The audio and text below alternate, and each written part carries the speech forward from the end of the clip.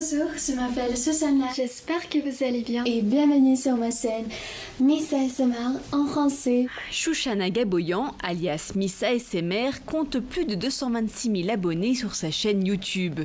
Mais au fait, la ASMR, c'est quoi? Aujourd'hui, je vous retrouve pour une nouvelle vidéo ASMR. Shoshana chuchote à l'oreille des internautes. La vlogueuse de 23 ans réalise des vidéos de relaxation et de beauté. Elle parle arménien, russe, anglais, mais cultive une relation toute particulière avec le français, appris pendant ses études à Moscou. Je me sens vraiment différente quand je parle français.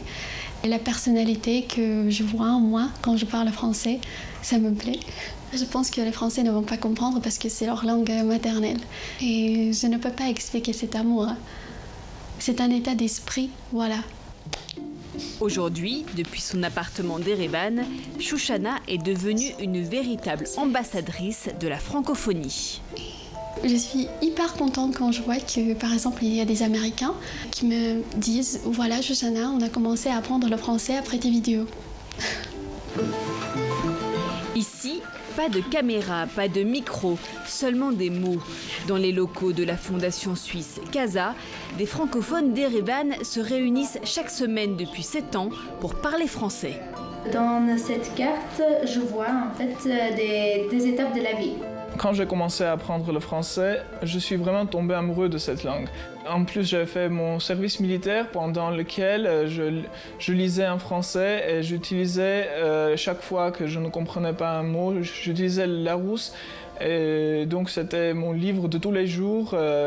J'avais une poche ici, voilà, dans la partie de mon genou. Et là, je gardais un mini Larousse avec moi. Un club gratuit pour lire, parler, penser en français, une langue outil d'émancipation. Nous ne mettons pas l'accent seulement sur l'amélioration du français, mais aborder des questions de la société et former un jeune citoyen actif. Ceux-là pratiquent le français tous les jours à l'université francophone où ils étudient la gestion, le droit, le marketing. Ultime répétition, c'est dans la langue d'Aznavour et Piaf que Liana et ses amis ont choisi d'écrire leur spectacle.